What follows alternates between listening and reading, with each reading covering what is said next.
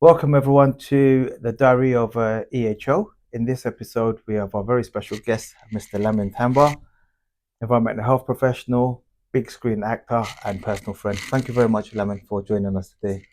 Thank you very much, Katan. It's always a pleasure joining Buckingham Features, joining you on the platform, especially when it comes to the field of environmental health. So, yes, thank you for inviting me to the Diary of an EHO. It's a real pleasure. So let's start off by a bit of your backstory. So Mm. tell me about your early days in Gambia and how that helped you in your trajectory in terms of your career choices. Yeah, so fortunately for me, um, my career today was shaped by my humble beginnings in the Gambia. I was born in a village in the Gambia and it had lots of sanitation issues, not Wow. particularly to say with human hygiene. It was more like Animal? animals, pests, disease-borne, Airborne diseases. airborne diseases, and waterborne diseases, insects that transmitted diseases from one person to the other. So I saw that growing up, and I thought, what can I do to change Mm-hmm. the status quo? So having conversations with school teachers and different people, I said, oh, maybe you can become a doctor or a nurse to cure the disease. I said, no. What can I do to stop the diseases Not to cure. themselves from infecting people rather than curing people? So I thought, okay. One of my teachers said, maybe that's a field because back home, many people weren't Western educated. They didn't go through formal academic Sure. education. But they've heard about people they call Board of Health. They couldn't even pronounce Board of Health properly, so they call it Board of Health. Okay. All right. So the Board of Health was actually the board that regulated public health officers. But they didn't know the officers were called public health officers because in the Gambia, environmental health and public health are a merged field. It's not like the United Kingdom where you have environmental health separate from public health. Sure. In the Gambia, it's the same. There's crossover, but they're separate Yeah, entities. They're separate fields. entities. So one of the teachers said, you can become a borderfell. I said, what's a borderfell? He says, oh, the people who go around inspecting restaurants, inspecting factories, doing food safety, health safety, doing diseases, communicable and non-communicable disease control, health promotion. I said, oh, that sounds good. So what do they do? X, Y, Z. So by the time I left primary school and went to high school, You knew then already. I more or less knew what I wanted to do. So as soon as I graduated from high school, I went to college straight away and did enrolled at the School of Public Health. And during my period, the public health in Gambia is like what we call apprenticeships here. So once you enroll in the school, they also attach you to the Ministry of Health, health centers, and There's other a areas. big practical element of your course. Massive practical element. So by the time you qualified 3.5 years, 4 years later, you're actually ready to practice. You're running with it, Sure. basically. So when I enrolled on it, and we did the first induction, went through the basics of a public health officer, we suddenly started getting posted to different health centers, different departments.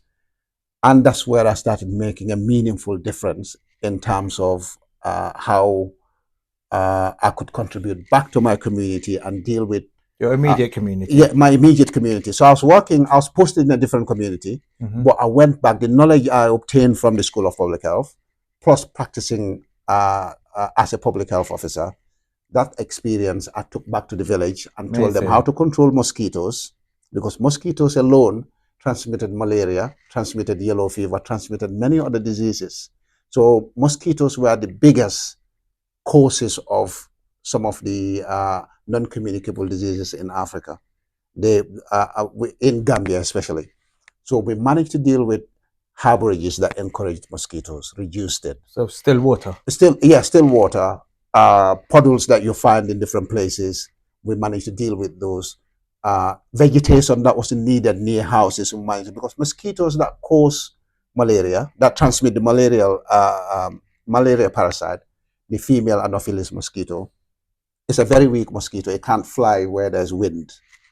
So if you create an environment where you made the journey between the harborage and the house longer, it discourages them from coming to the house to bite people. If you get rid of the puddles, Wow. stagnated water, you've got rid of half of the problem. Because they pupate, the life cycle, the metamorphosize as in water before they pupate. Absolutely, absolutely. So that's how I learned. And during that period too, because I went to school with children who had polio as soon as they were born, and or before they were born, they had other disease-related disabilities. So I was going to school. These are preventable diseases. Yeah, preventable, very preventable disease. I went to school with people who had basically one leg, the other leg is not good, or one arm, the other arm is not good, or as a result of polio. Yeah, a result of polio. So I made it a massive priority of mine to go back to the community and educate my peers, younger generations coming up, elderly people. By the time, so I enrolled in the School of Public Health in 1997. By the time I graduated in year 2001, polio was almost becoming history in the Gambia. We eradicated yellow fever, mumps became history, measles became history. 2, 3 years, 4 years later, polio was declared as eradicated fully in the Gambia. Amazing. So we carried out massive immunization campaign, my own batch, because we were the first to do the HND in public health in the Gambia. Before, people just did the normal diploma. Do you have a governing body similar to the Chartered Institute of Environmental Health in Gambia? Yeah, so we don't have an accredited body, but we have a board, Medical and Health Services Board. So you would fall within that? Yeah, we fell with. That's why they used to call officers Board of Health. They couldn't pronounce it properly because they never went to school. So they couldn't say Board of Health because that's what regulated all public health officers.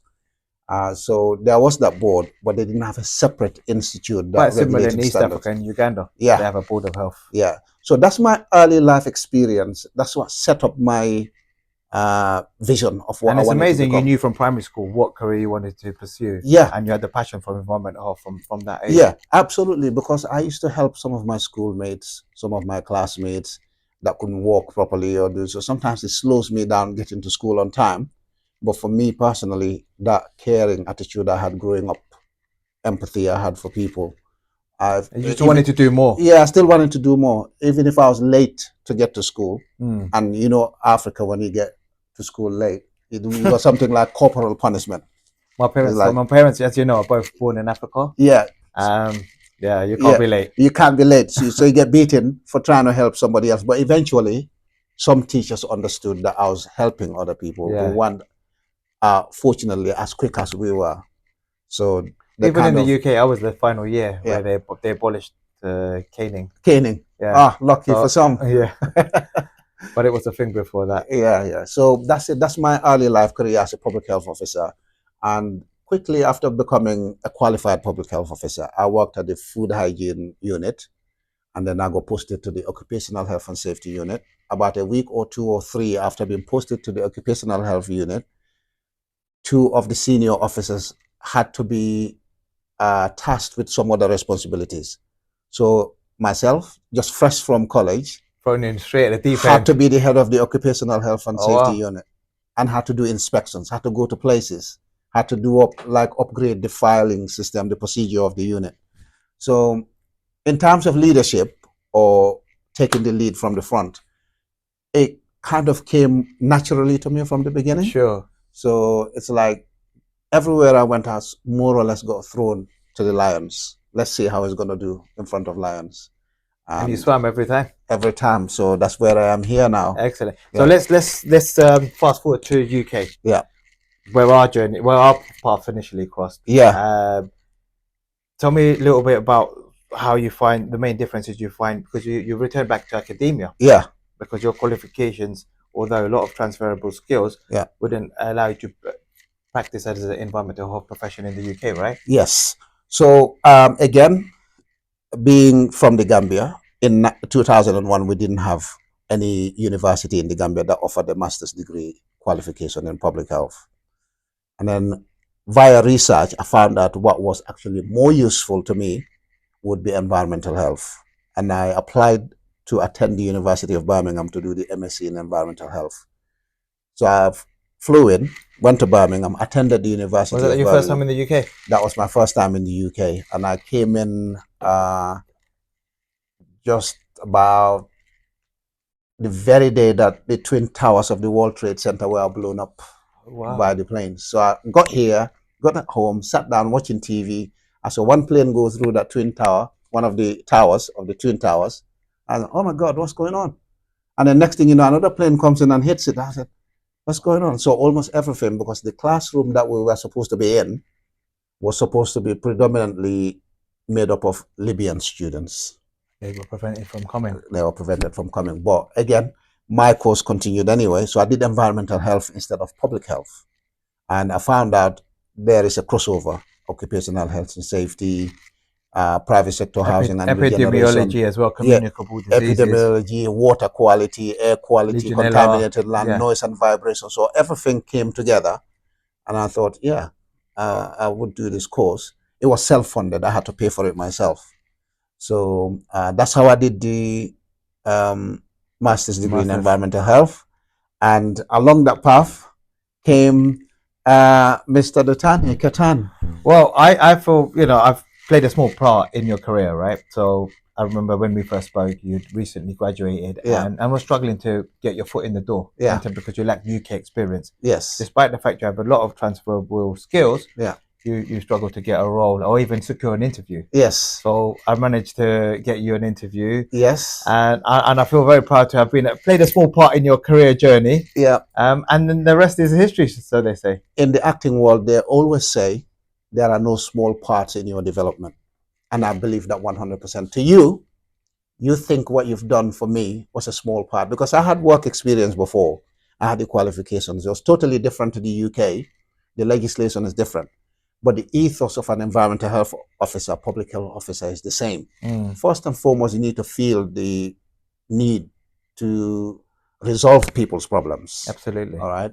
So what you did was you made employers believe that here's a candidate who's actually able to transform his skills from a public health officer in the Gambia with the academic knowledge that he had in the United Kingdom to be able to offer you services. Unfortunately, you arranged 2 interviews for me. I was in Birmingham at that time. That's where I lived. You arranged that was over 2 decades ago. Yeah. You arranged 2 interviews for me. Unfortunately, again, they were both on the Victoria line.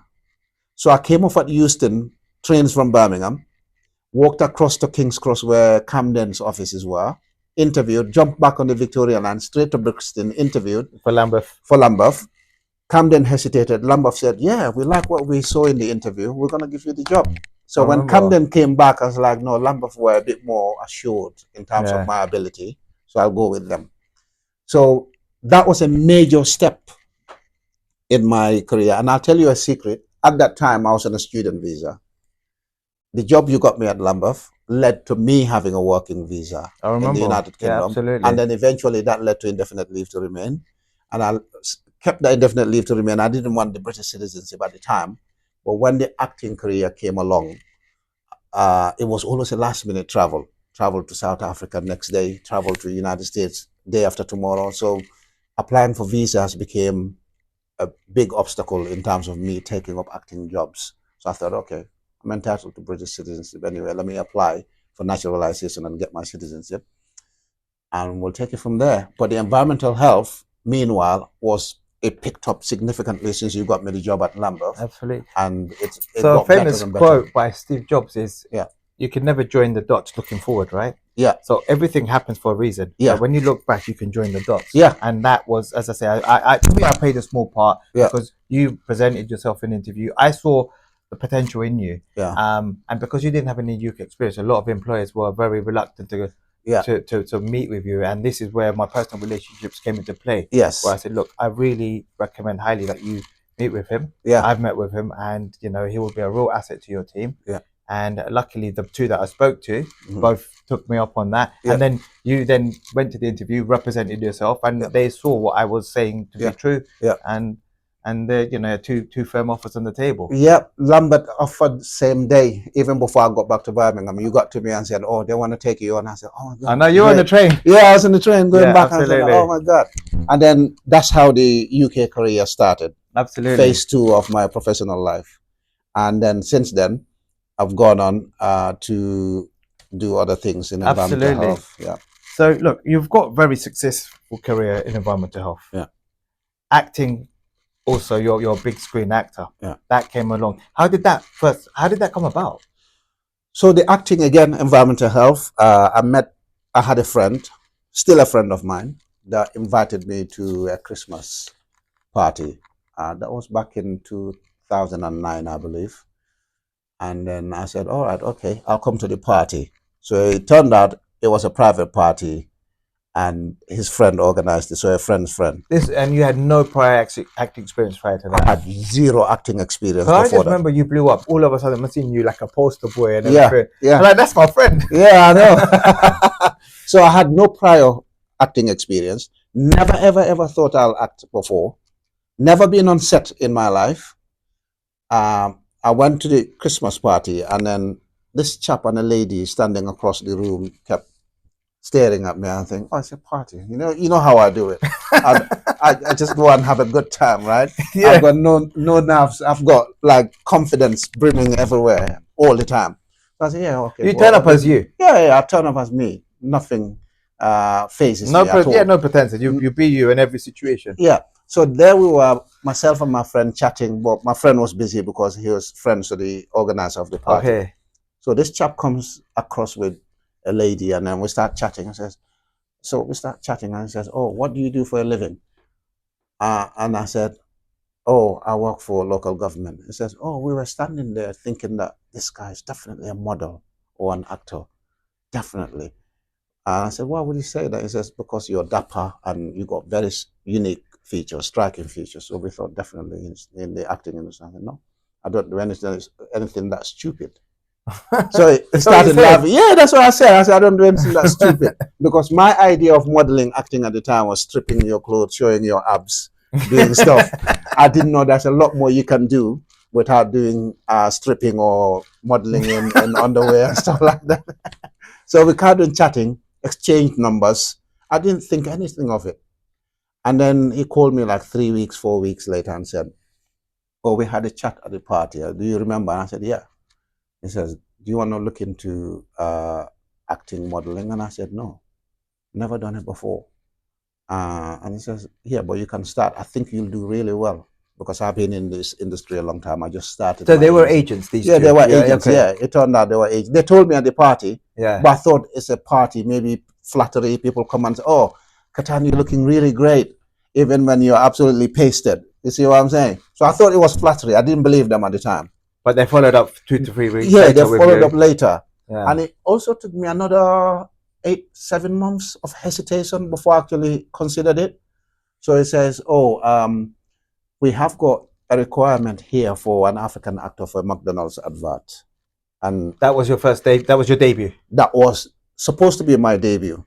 So he said to me, oh, the reference photo they gave us for an African guy reminded me of you straight away. That was 6 months later since he asked me to come into the industry. I thought, oh, really? He says, yeah. He says, have you got a smartphone? And I said, yeah. He said to me, can you do a headshot? I said, what's your headshot? He said, just like your passport, but shoulder length. You can take yourself on your selfie. I said, okay, I can do that. He says, can you do that and send it to me? I said, yeah, sure. So I did that, sent it to him. So he said to me, do your hair as well on the side. So I did that. Came back and I said, yeah, they want you to shoot straight away tomorrow. Tomorrow, wow. Yeah, with no casting. How much was it? 2 days shooting, $2.5 grand, something like that. Amazing. I said, what? And he says, yes. Pays a bit more than environmental health. Yeah, more than environmental. And he wanted me the next day. I said, no. At that time, I was working for council. So I didn't want to do anything unethical. I knew I couldn't get leave that suddenly short anyway. Notice, yeah, short notice. So I had to apply for leave. So I said, no, I can't do it because I'm working. Knowing what I know now, I could have applied for leave short notice and see what would happen anyway. If I get rejected and I say I can't do it. But then you don't want to say yes to a production company. No. I mean, look, it was unfamiliar territory for you at the time, unfamiliar. Right? So I didn't know how it worked at all.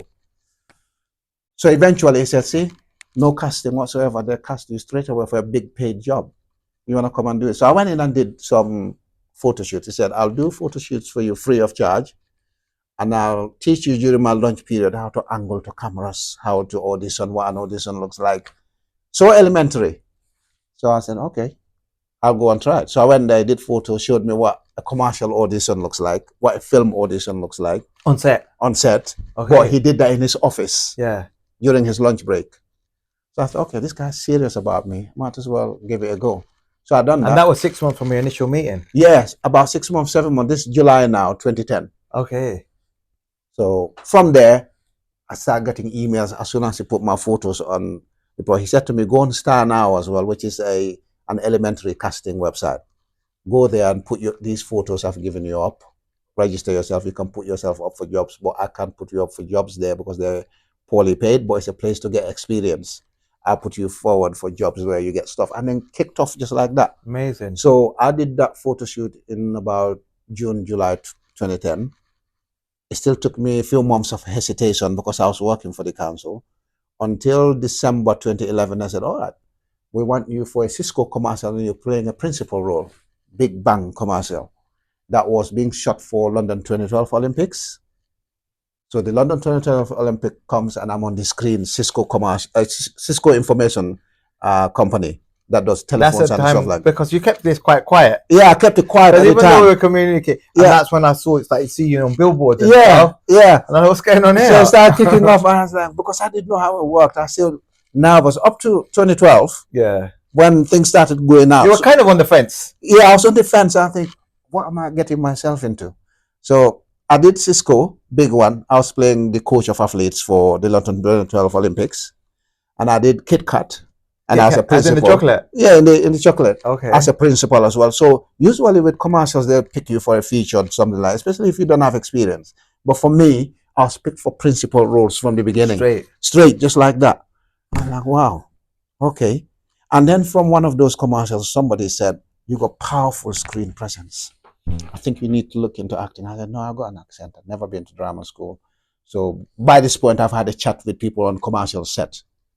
And then they say, oh, you want to become an actor, you need to do X, Y, Z. He says, no, you don't need to do that. Acting is about being natural. You just need to be natural in the character that they cast you for. You don't need to embrace it and make it your own. Yeah, make it your own. Your accent doesn't matter. The biggest actors in Hollywood have got accents. Oh, sure. So yes, no, Van Damme and others. That's what the guy said. The DOP and he's the camera guy on the. Sometimes the accents actually will help them. They wouldn't have got these roles without their accents. Exactly. Sometimes the more accent you have, not many actors have the accent. So if I was white Caucasian in this country, I would have struggled to break in just like that quickly. The competition would have been fiercer. Yeah, the pool is wider. But because I was African, had an accent, genuine African looking, it kind of narrowed down my pool. Yeah, because the role, exactly. Then there's going to be far less competition. Yeah. But having on the flip side, there's going to be far less roles.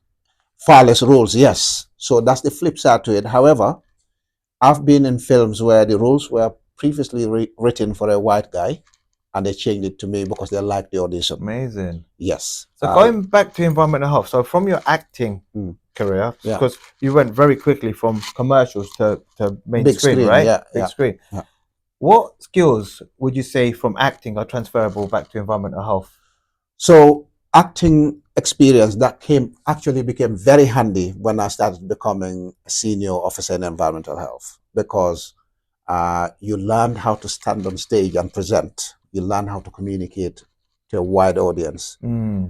My most nerve-wracking experience in acting is when I was on Avenue 5 shooting it, and I was the one person on stage, a dark stage with about 200 to 300 crew members, and you could hear a pin drop. And I had to present a newscast like a broadcaster myself. And I've never done that on big screen before. But that you would have had a chance to rehearse. Yeah. On the day, not before the day. On the day? On the day, you have to, because acting is like that. Once they cast you for big things like that, they think you can handle it. So for me personally, it was fine. It's just that when you become a news broadcaster, you don't know how they want your intonation to go. Okay. Because it's different from acting. Acting, I'll be like, hey, what you doing, man? You're crazy or something? Yeah. With broadcasting, they want a certain tone when you're newscasting. So that was the first time I'd done it, and everybody's watching you. The lights are on you. Everybody. So the other people, they're also auditioning for the same role, or no? This was actual shoot on set. Okay, they're part of the set. Yeah, at Warner Bros. Straight shoot, and then everybody's quiet. Everywhere is dark except the spotlight on me as I read out the script. Wow. I was like, wow. So that came back. My relationships with people having that quick turnaround in the acting industry. They send you a script now, sometimes in the morning. They send you a script 9 a.m. They want you to memorize it. They want you to audition at 1 p.m. Turnaround is that quick. And the script will be what? How many words roughly? About 2 pages sometimes. Wow. Yeah, not just like one paragraph. No, so significant. Yeah, That's significant. But after you've done it for some time, you get I have better a technique of learning a script instantly within the space of 10 to 30 minutes. You've got to teach me if that. It's good, yeah. Off camera. So what that taught me was, if you become a manager, it's a high pressure position. Sometimes your head of service will say, oh my God, somebody's just come up with this. Can we get a report out to elected members by close of play today? So you need to actually rifle through information. And then present it as well. and then present it. So you need to go through your database, get in facts, put them together, put it in a proper report like for cabinet, because reports are different. And then you send it. And then you have to go and present it before cabinet members or before an MP or before a residents meeting. Wow. So when you go, that's like natural for me now. It's fluid. Since I started acting, I said, oh, I got the... So it doesn't phase you to present it at any level? Yeah. At any level now. It almost becomes like, doesn't matter. If you put 10 cameras in front of me, excellent, I'm stable. Excellent. Yeah. So, and then, so acting, would you say is not only so you've got transferable skills, but has it influenced your approach, how you approach environmental health problems and issues and challenges? Yes. It has changed the way I approach environmental health challenges completely, because before I became an actor, I used to think many things needed to take, like you didn't have to rush anything, you didn't have to do anything a certain way. So when you're doing acting, you have to relate with the other character. So when I'm dealing with residents now, I'm a lot more patient. Empathetic. Yeah. Empathetic. Yeah. So the empathy is there straight away. I listen to them more. I don't cut their conversations, because in the acting, unless you're having a domestic drama where you're having a massive argument, you're supposed to be thoughtful when you're having your conversations. So it kind of taught me how to because a frontline service and empathy is a huge part of that, right? Yeah. And it taught me listening skills, very important, something I wasn't doing as much of before acting. Yeah, because with acting, you have to listen, not only listen, you have to process it. It has to come across on your face, the emotions. It's not because you're going to respond to somebody. It has to come across. You need to deliver that emotional I'm guessing response. You're not, say for example, when you're in a normal situation, and this applies to most people, if you're saying something or you're asking a question, I've already thought of the answer. So I've not heard you through fully. Whereas if with acting, you actually have to wait for that person to finish. Take a moment. Even a split second to fully digest before you formulate a response, right? Because if you've already formulated, so it's not just a skill for environmental, it's a skill for life. Skill for life, So it's you have to process what the other person is doing. But unlike you and I can mask my emotions. The cameras, you cannot fool the cameras. No. They can tell what your emotions are, because they got very close. They come like 4K, 8K. Anything you do, even a small thing on your right side of your cheek, the cameras will pick it up. You might not pick that up at the time we're talking until you watch a playback. The cameras, when they play back, say, oh, that cameras don't lie, do they? They don't lie. They'll say, oh, that didn't look genuine. Can we do that again? But do it this way.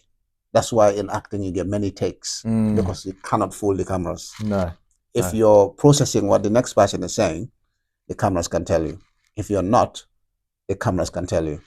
So that's the difference. But that skill now, I'm listening to the residents and I actually did get a point. I was not going to get any officer to go and investigate this, but let's give it a try.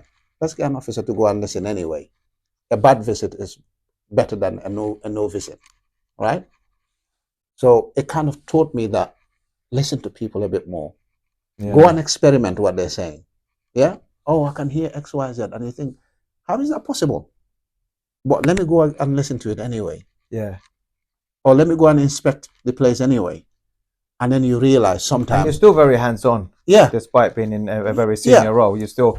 I still do operational stuff. I still go with officers. Like today, I was in the office with one of the officers who had to go because he had another appointment. When he came back, he was under pressure to carry out a visit to a sensitive case. I said, do you want me to support you on this visit? I said, yeah, if you're not too busy, I'd love a second pair of eyes. Sure. So I went out, let them lead it. And I always say to them, when we go to residents' premises or businesses, do not introduce me as a manager, because I want them to see us as the same level. I don't want you leading a case. That's very humble. Yeah, I don't want you to be leading the case and say, oh, that's my manager. Then they take away the gaze from you, and then they will not. And also, they may find it a bit intimidating. Exactly. That this case is escalated to the point where management has to come. Yeah. So that's my kind of management.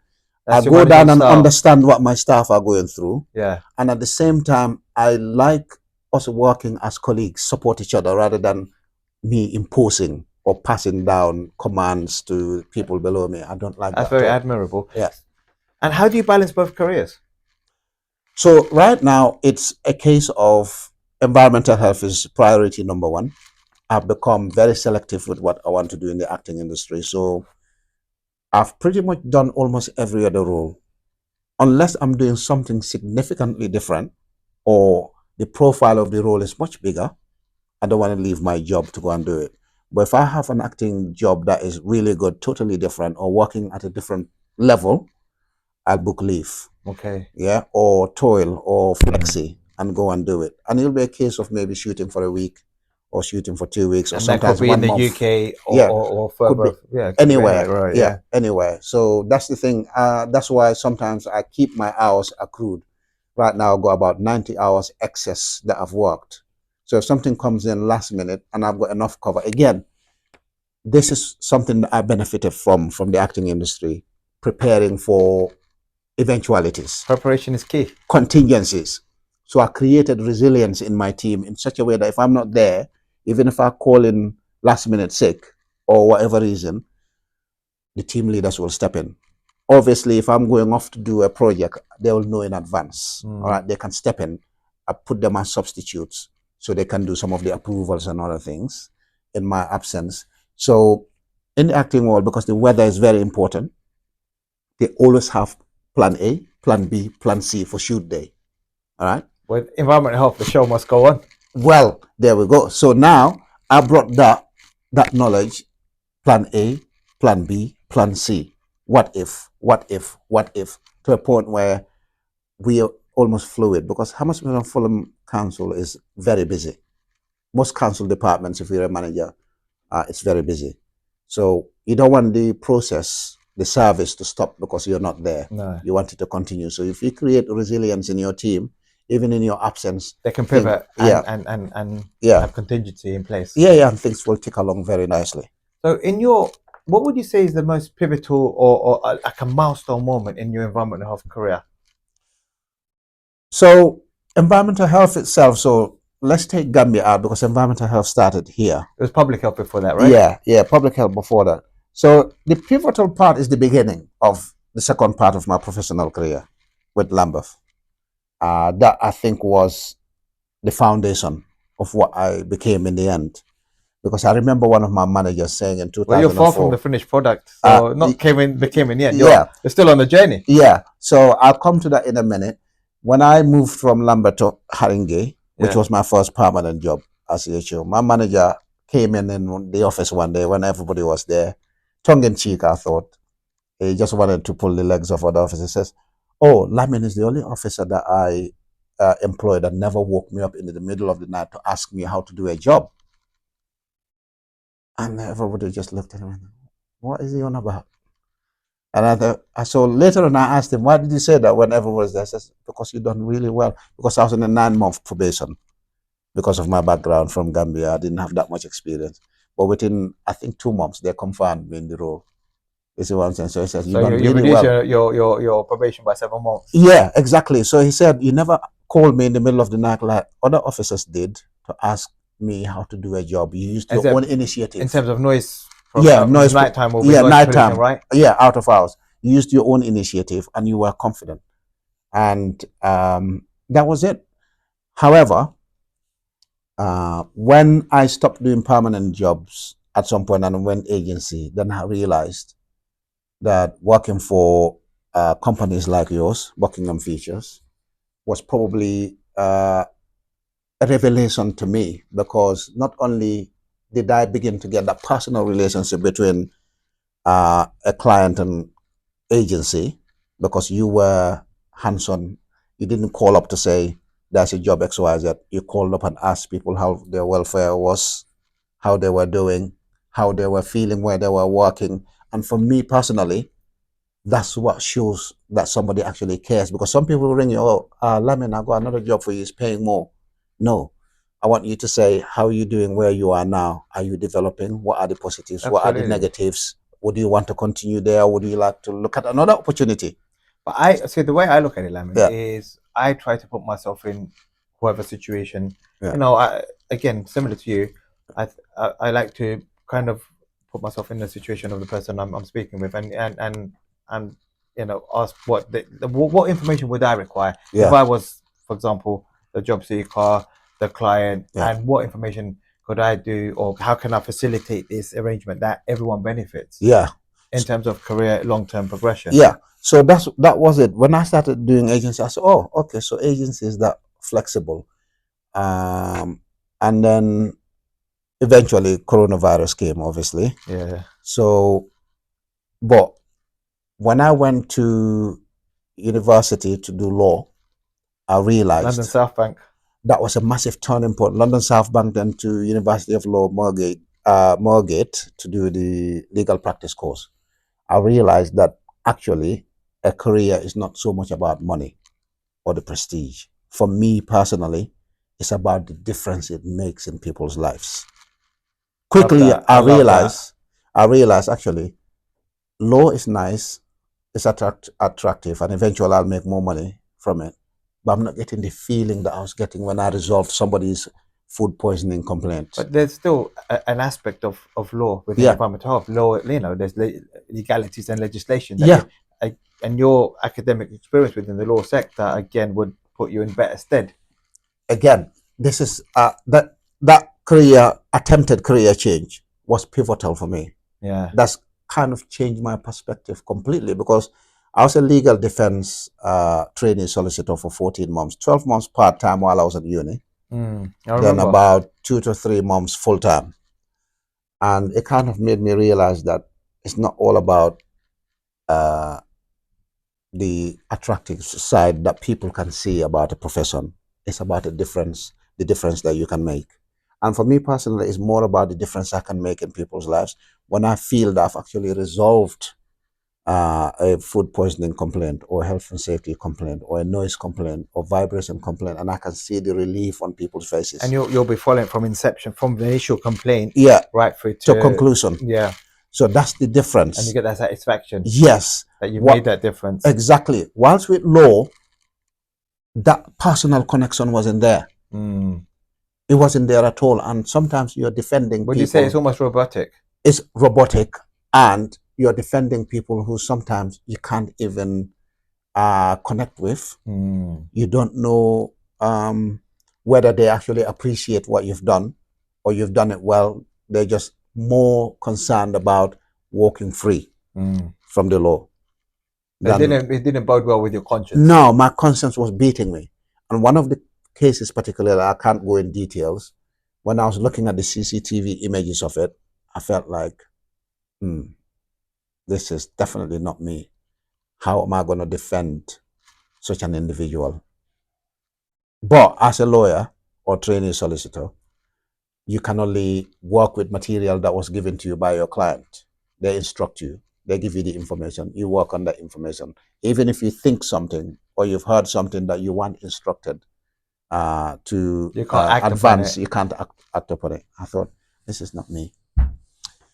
That's how I went back to environmental health in July 2022. We had a long conversation just before that. So lots of change within environmental health in a positive direction, but environmental health still, certainly at managerial level and decision maker level, is not very diverse. No. What do you think we can do to make environmental health more inclusive? Well, there's something they say about representation, isn't it? If a council has got a certain percentage of a certain look of people, it's only fair that local authority, environmental health reflects that. You cannot have at 10-13% of a population in the United Kingdom, England and Wales, yet the representation of people who are meant to regulate them are less than 5% of the profession. That's not representative. Massive disparity. Massive disparity. So in my view, what we can do, and this is what we're working on at the CIEH, it started at committee level, Chartered Institute of Environmental Health. It started at committee level. The CIEH is now beginning to look more diverse at management level, at committee level, than it ever was.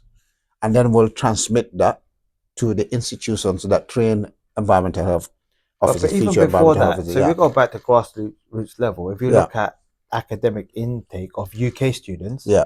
it's not very diverse, is it? No, it's not diverse. So what can be done by people that are in the profession, Yeah. that are of minorities, to encourage more young people from minorities to take up environmental as a profession? So it's twofold. One is basically we have to provide sensitization, education of our school-going kids, school leavers, make them aware that there's a profession called environmental health, and it comes with its benefits, very good benefits. Compared to other government jobs like the police, the fire service, environmental health is not poorly paid.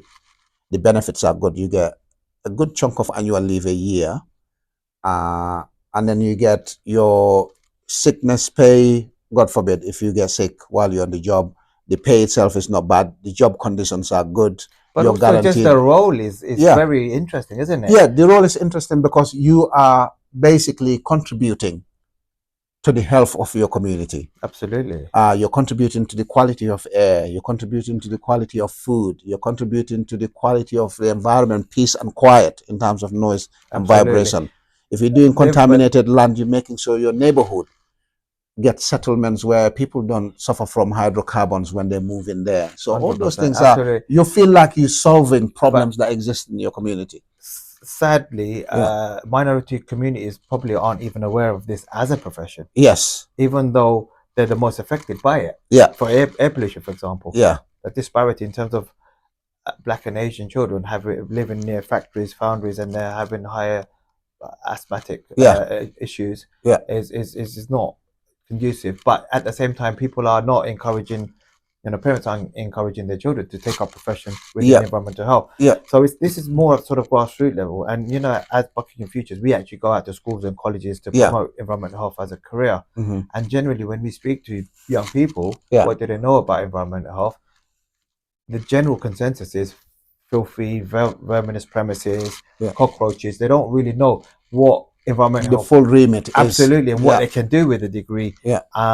Both within local authority, within the private sector, within the UK, further afield. And that's something that how do you think we can promote that so people start seeing it as a career? Yeah, we have to, as you said, and this is what I said before. Buckingham Features. That's what I said to you before. Most agencies need to replicate your model of going to schools, educating school children, sensitizing, letting them know that there's a career of environmental health. And it's not just filthy environmentals or what they see on TV, Life of Graham. There's a lot more in environmental health that they can do that doesn't have anything to do with Life of Graham. They can become environmental protection officers, they can become health and safety inspectors, private sector housing inspectors.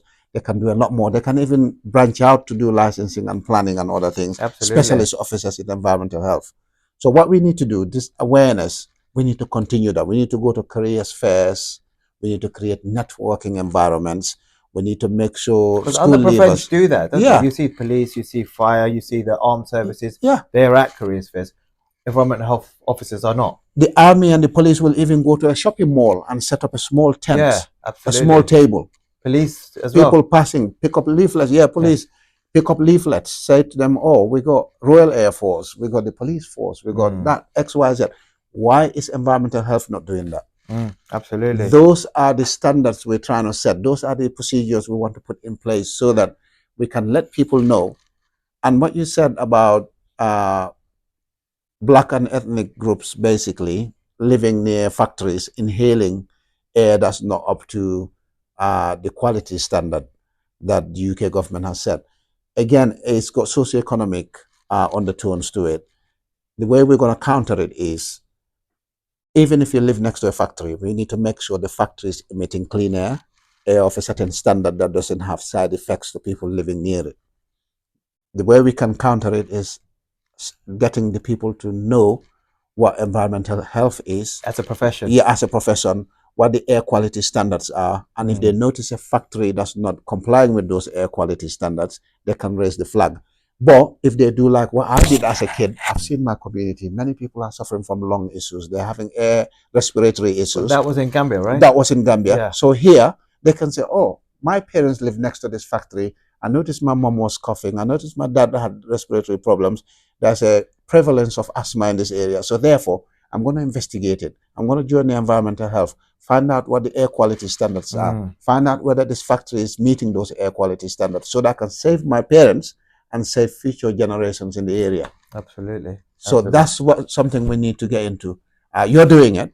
We need to amplify it. We need to get other stakeholders in environmental health to do exactly the same, so that the awareness of the profession, the education, the information about awareness, gets out. absolutely. Yeah. Because then because it will be seen as a profession. Because most people don't really know what environmental health is. No, they don't. It's a hidden.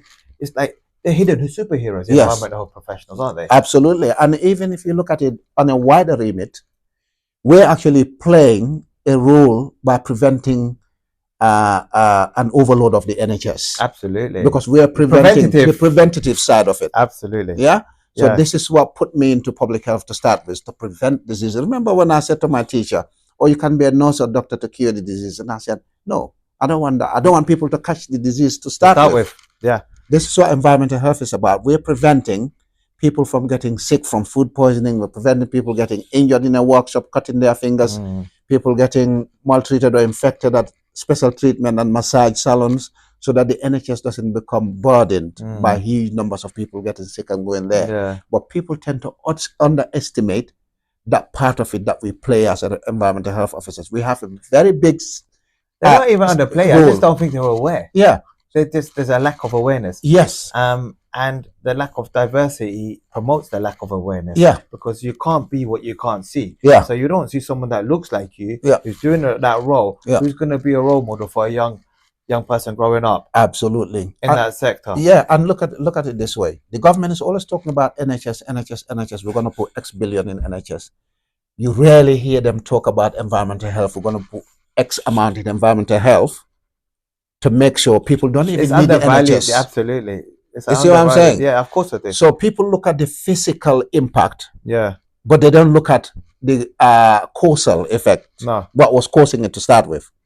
If the government can reprioritize some of the budgeting and priority areas in terms of health, they'll realize actually environmental health is playing a major role in preventative medicine. Absolutely. Let's give them the budget they need to be able to recruit people, to provide incentives, bursaries, scholarships for school leavers to go. They can even include it in the school's curriculum to say, if you're doing A levels or you're going to college, environmental health is here. You can get a bursary, you can study it, you become a qualified environmental health officer. In London, the starting grade of a qualified they can see their career path. Yeah, absolutely. They can start imagining. So what advice would you then give to budding environmental health professionals or someone who's actually looking to switch careers? Yeah. And a lot of environmental health professionals have come from different careers, haven't they? Yeah. So what would like, if you could advise someone who's thinking, I don't know whether I want to do environmental health or this, what advice would you give as someone who's come up through the ranks from graduate level to where you are now, right? Yeah. What advice would you give? My advice would be to the person, what are you doing now? Okay, I can show you can do a lot better if you switch your career from this to environmental health, because environmental health is XYZ. You might be a chartered accountant, but you're sitting in one office somewhere, picking up the phone, looking at people's numbers. What impact do you have on your community? Yeah. What difference are you making? Are you feeling like you're getting that job satisfaction? Are you getting feedback from your residents that you're making a massive difference in their lives? So you might be able to earn the same or even more when you do environmental health. You just have to push yourself, because environmental health, a starting salary in London for a qualified EHO is not bad. It's very well paid. Compared to other graduate roles, yeah. Compared to other graduate roles, it's very well paid. Plus you get generous annual leave. you get other benefits, And that travel allowance. Yeah, but you're talking from just a local authority Yeah. perspective. Yeah. Straight upon graduation, they can go straight into the private sector Yeah, as well. can go private sector, for instance, and they get even more. Yeah, sometimes. absolutely. Yeah? Yeah, absolutely. If you're not working permanent for local authority, you can get agency, which is even more flexible, yeah, more rewarding financially, absolutely. in the short term, possibly long term as well. And you can also get different experience from different local authorities and Yeah. different sectors, so Yeah. you know build your career quite quickly. Yeah, so the Like that. benefits are great. Yeah. You're not only are you getting the benefits from doing the job, you're actually seeing people in real life Yeah. appreciate the contribution you're making to their personal life or to the community. For me, that's the There's very few careers that will give you that satisfaction. Yeah. So That's the motivation for me. Seeing people saying, "Oh my God, I'm glad you knocked off that rave. Oh my God, I'm glad you shut down that factory. Oh my God, I'm glad you served the notice and they sorted the XYZ. Oh my God, I'm glad you guys came and inspected that construction site because there were chemicals at that place. People who were going, prospective tenants or owners of those properties would have had problems in the long run. So when you see people say that in your face and you can read the relief on their faces and you think, yeah, I feel good today. Yeah, of and then you go course. home, you say to your kids, oh, I went to this job today. I felt like I did a good job because I helped somebody resolve something and they sent good feedback to the council. Absolutely.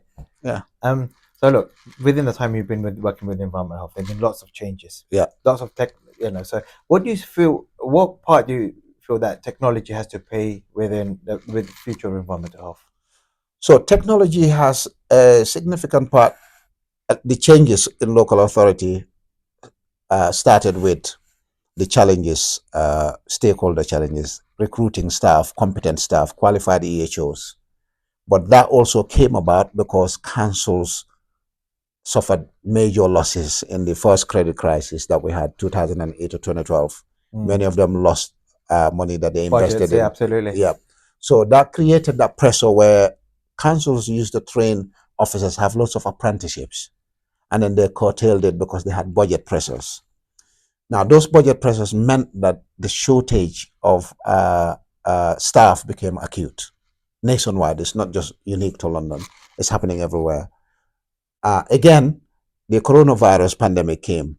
Most of the older EHOs decided after the coronavirus they weren't going to come back to the profession because of what they were seeing before the coronavirus came. Perceived threats to their own health. To their own health.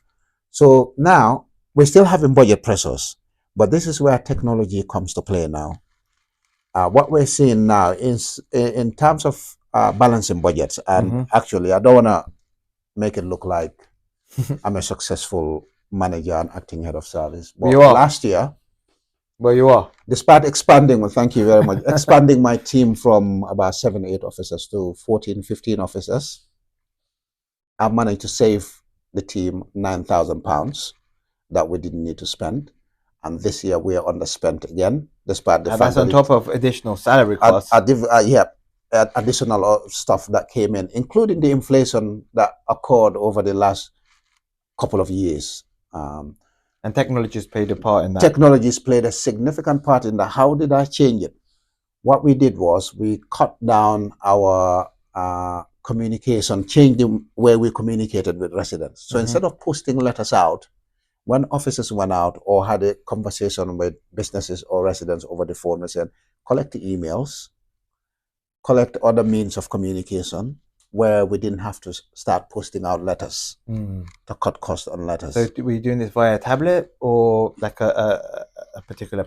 So we have got every officer has got a work phone that has got all the system emails and stuff on it. And it's auto-generated? Auto-generated. Okay. So you can respond to residents like that. You can respond to businesses the same way. And you can do lots of standard responses. Yeah, we have standard responses. So again, studying law, this is where it became very useful in my job, because when I took up the role of an acting head of service, I reviewed our enforcement policy entirely. All right, brought it up to speed with current legislation.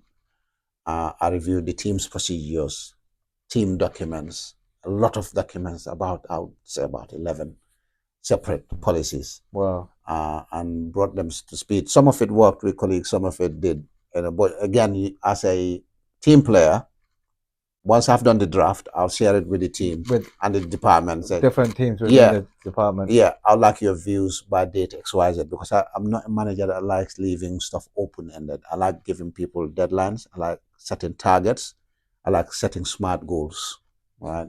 So I set them up, reviewed everything. So now we have got mobile phones, smartphones that can do almost everything that a computer can do, except that streamline the whole process. Yeah, streamline the whole process. So where we would have spent about 2-3 hours extra, 4 hours extra, or where we would have needed post inspection doing the admin doing the admin work, you can almost do it instantaneously. When you visit a resident, you can actually write your notes and then just post it straight away, rather than coming back to the office and doing it. And secondly, what we did was, instead of putting out 2 teams, 3 teams on a Friday, Saturday, in the weekend, in the summer months when it gets really busy, we targeted problem cases that affected many people. So instead of having teams go out, we dealt with certain, when we got capacity during the week, we tackle some of these things by going on the front foot, speaking to businesses that are responsible for a loud extraction system, or generating dust at a construction site, or causing vibration from a construction. Preventative, exactly. So we dealt with that one straight. So when it came to weekend, we only had to focus with parties that we weren't aware of. You mitigated very little. Yeah, so that's what we dealt with. So that way we didn't have to put 2 teams at weekends. Made sense. Because technology is there, intelligence information. You go on social media, you can see stuff being advertised, unlicensed musical events happening, you can tell straight away. So you deal with it, intelligence information now. Technology is there to be able to tell you. Exactly. So you preempt it. Yeah. So in terms of then technology, look, it's made a massive difference. Yeah. Are you excited about any forthcoming technological advancements within environmental health? Yes, the AI has become instrumental now, actually, because we're using some of it, but I think the council currently has already approved Copilot, which works with Microsoft Edge and other council operating systems very well. So in terms of the hours that are spent paying overtime, we can now generate some of the reports much quicker using Copilot AI than what we could have done previously. So now if I want to do a presentation slide on something, all I have to do is get facts from our database, throw them on Copilot, and it'll give me a rough sketch of what my presentation slides will look like. All right, information, how to place it in a way that looks presentable to the public, how you're presenting it from slide to slide. So that would have taken me probably a whole day, 2 days, 3 days, a week to go through putting stuff together. It can be done in the space of an hour or 2. Wow. Yeah. So this is where technology is coming, and we've got an upgrade to the latest operating system in terms of laptops, council laptops that incorporate the new generation of, well, AI is just new to almost most places. So technology is there. But so do you think that will mean, obviously it streamlines the work, would that create more opportunities for environmental health professionals or no? Yeah, the beauty about environmental health is our legislation is written in such a way that an officer has to exist anyway to inspect the property. Makes sense. Unless we go to robotics, something we're not close to yet. Yeah. Whether technology goes to a point where you can do a lot of intelligence work, but you still need an officer to look at the condition of a house. Yeah. You still need an officer to go and inspect a restaurant. Someone physically has to. Somebody has to be there physically to be able to do the job. Yeah. It's not a career where computer can take over completely. Unless, as I mentioned, we can get robots that can walk on the street, go and check. Replicate you. Yeah. So in terms of career opportunities, the role of an environmental health officer will be there for a very long time. So what would you say in terms, like, let's fast forward then. Yeah. You looking back on your career. Yeah. What would you like to be your legacy within environmental health? What do you want to be remembered for? So I want to be remembered for getting a lot of underprivileged populations involved in environmental health. Amazing. I want fair representation. That's why I'm doing most of the social media, networking, posting on LinkedIn. It's not so much that I can say to people, look, I go to court every time and defend notices. I prosecute companies and individuals.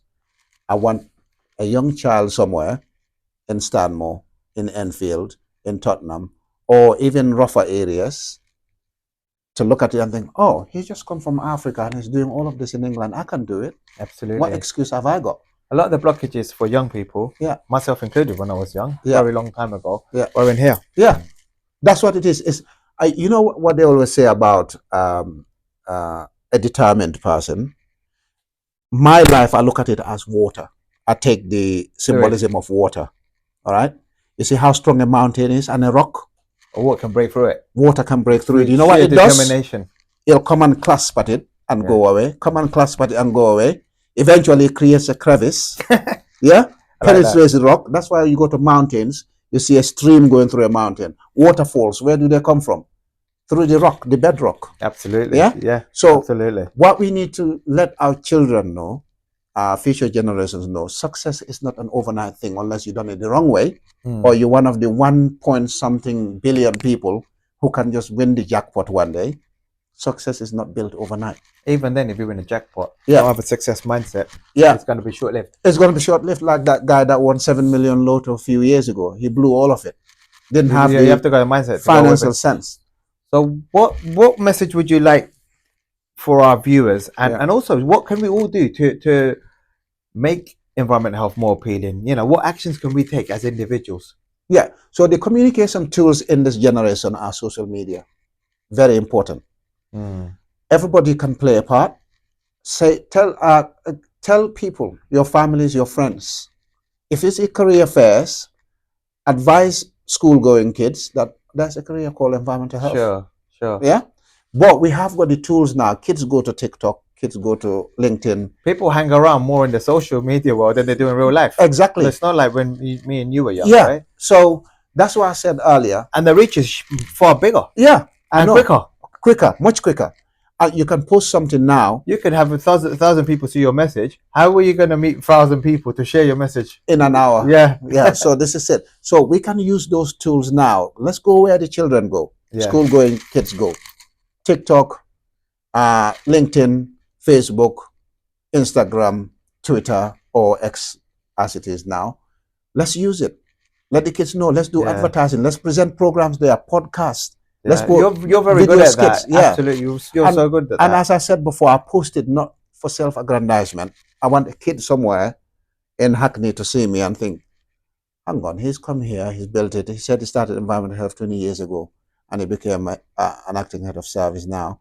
So obviously it takes time. Even if you become a successful rapper or musician or like Usain Bolt, you need to build it over time. Usain Bolt just didn't jump and become an Olympic record breaker. He was running races. Consistency is key, isn't it? Yeah. And passion. Footballers, they started age 5, 6, 7, 8 years ago. Absolutely. 8 years. Before you know it, they're in their late teens or early 20s. But the difference with the environmental health, I'd like to say, Lamin, if you start a career, you're very likely to succeed. If you start a career in football or acting or rapping, how likely are you to actually be a professional in that? Like, how many other people are going to try and do the same thing? 1 to 5%. If that. Yeah, 1 to 5%. But I thought I was a rapper once upon a time. I used to spit beats and that. You probably can spit bars, but because the competition is tighter, and it's like elite level at such a point where you're probably going to be less than 1% that will make it to the top. If you're having the right access to the studio, the recording, and your music has to have an audience. With this was and now it's actually easier to spread your music, for example, but harder in terms of the competition. Yeah, because everyone thinks they're a rapper, everyone thinks they're something, right? Absolutely. And everyone can fight, and you can be in and out of flavor. You have to remain relevant. Yes. So it's a much more difficult thing. Yeah, but in environmental health, as long as it's a steady time, and you can see your career path, can't you? Yeah, absolutely. And if you push yourself, you'll even become more successful in environmental health. Within and you can also be an actor like you. Yeah, or do anything else. Flexibility. Absolutely. Flexibility is there. You can book your leave, go and do the acting, come back, continue your job. You can, if you push yourself at the late teens when you finish your college, by the time you hit 25, you could be a principal officer in environmental health. Absolutely. You could become a manager by 30, even before that. You see what I'm saying? Absolutely, of course. So it's like demonstrable career path where you can get to the top regardless of the competition if you're ready to push yourself. And do you think that it's harder being of a minority to progress within the environmental health career? It's not harder because the course content is the same for everybody. What's harder is some of the people in from ethnic backgrounds, minority ethnic backgrounds. It might be a funding issue. All right. So it could be motivation from family circles. It could be they haven't got adequate information about environmental health. That's why they didn't do it. But it's not impossible. If I can come from a village in Africa, from a hut somewhere in Africa, and get to where I am today, which kid in England is going to tell me that they can't achieve the same success, even better than I have? Yeah, absolutely. They have no excuse. So to finish off, what I'd like you to do, so what with each episode, I'd like we get our guests to dedicate the episode to someone that's inspired their career within environmental health. So who would you say has really inspired your career? One person that you'd like to dedicate this episode to? Well, I've had two parts of my career. One is public health. The person that inspired me was actually educated in Birmingham as well, University of Birmingham. He's passed away now. He's called Professor Dauda Mbijang. He was the principal of our school in the Gambia. In the United Kingdom, since I started environmental health, I kind of liked the late Bob Peters as well, of the Institute of Acoustics. Was an inspiration because I used to read stuff. Inspired so many people. Yeah. I used to read stuff, EHN. I made some news when I was at the University of Birmingham. I was in the magazine, EHN, when I was doing my shadowing at Birmingham City Council.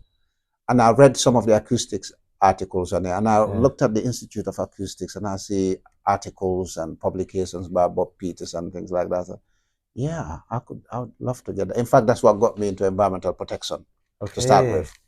So yeah, big inspiration in terms of my EH career in the United Kingdom. Fantastic. Yeah. Fantastic. Yeah. Excellent. Well, thank you very much for joining us. Yeah, thank you. No problems. And if you'd like to see more of this type of content, please like, follow, subscribe, put in the comments who you'd like to see next.